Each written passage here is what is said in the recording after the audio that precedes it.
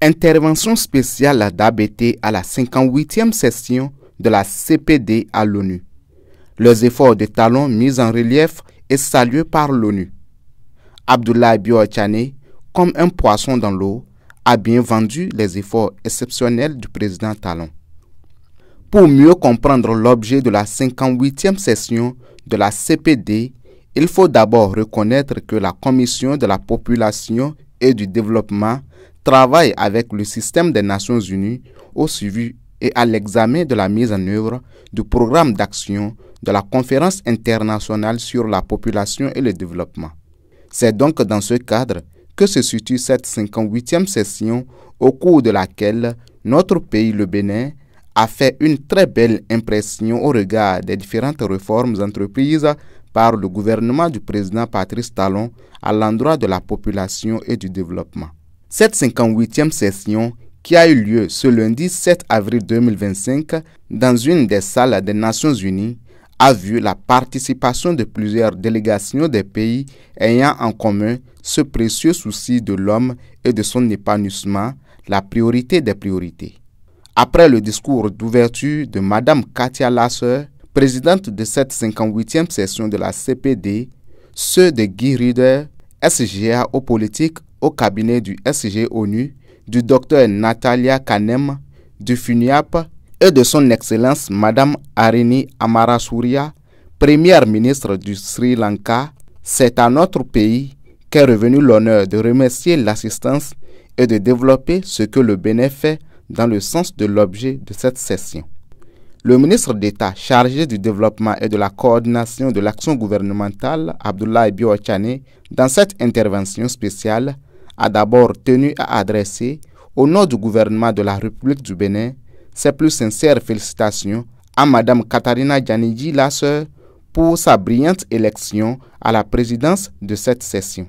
Je voudrais également poursuivre le représentant du drapeau béninois, je cite, au nom de son Excellence Patrice Talon, président de la République du Bénin, transmettre à cette auguste assemblée ses meilleures salutations et son attachement à la cause commune que tout le monde porte ici, celle de bâtir un monde plus sain, plus équitable et résolument tourné vers le bien-être de toutes les populations.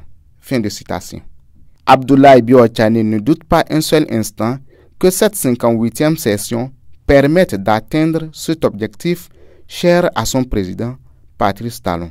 Je cite, « Tous de vivre en bonne santé et promouvoir le bien-être de tous à tout âge. » Fin de citation. Occasion pour le numéro 2 du gouvernement de la rupture de rappeler les efforts du président Talon au profit de la femme et de son épanouissement. Au Bénin, le cas des sièges au Parlement est occupé par des femmes. Une réforme pensée par le président de la République qui fait aujourd'hui le bonheur de la femme.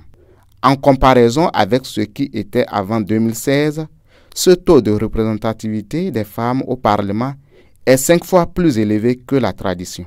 Pour maintenir ce cap, poursuit Abdoulaye Bio-Ochane, le Bénin a introduit en amont une réforme visant à favoriser la scolarisation des filles par la gratuité de celles-ci du cours d'initiation jusqu'en classe de terminale. L'instauration des cantines scolaires et leur bonne couverture nationale participent de cette dynamique du gouvernement béninois de garder le cap. Le plus remarquable qu'on retiendra des efforts du président béninois est l'option zéro tolérance à tous les abus contre la femme. Pour enrayer le vice du harcèlement sous toutes ses formes, surtout en milieu scolaire et universitaire, l'Institut national de la femme a été institué. Au Bénin, la femme est au cœur de tout. En parallèle à tout ce qui précède, des mécanismes de soutien à l'emploi formel et des microcrédits adaptés ont été mis à la disposition des femmes pour renforcer leur autonomie économique. Pour finir, le ministre d'État Abdoulaye Bio-Ochane a précisé que c'est dans cette dynamique que le Bénin a souhaité également donner la parole à une principale force motrice de la transformation, la jeunesse. Par exemple, en 2024, le Bénin a eu l'honneur d'accueillir le Diaspora mondial des jeunes, rassemblant des délégués venus de plus de 130 pays. En conséquence, il revenait au Bénin en retour de poser des actes forts en réponse concrète à leur appel à l'action. Car bâtir un avenir durable suppose d'impliquer pleinement ceux qui le porteront demain. Tout ceci pour montrer combien le Bénin a pris au sérieux le message des Nations Unies sur la population. Enfin, dans le cadre de l'élaboration de la vision nationale du Bénin à l'horizon 2060, les jeunes ont été associés à chaque étape du niveau local au niveau central. Ils ont constitué près de 70% de l'échantillon consulté pour nommer et façonner cette vision. Le ministre d'État béninois a fini son intervention par des salutations et remerciements à l'endroit de toutes les instances des Nations Unies. Aboubakar Takou, depuis le siège des Nations Unies à New York.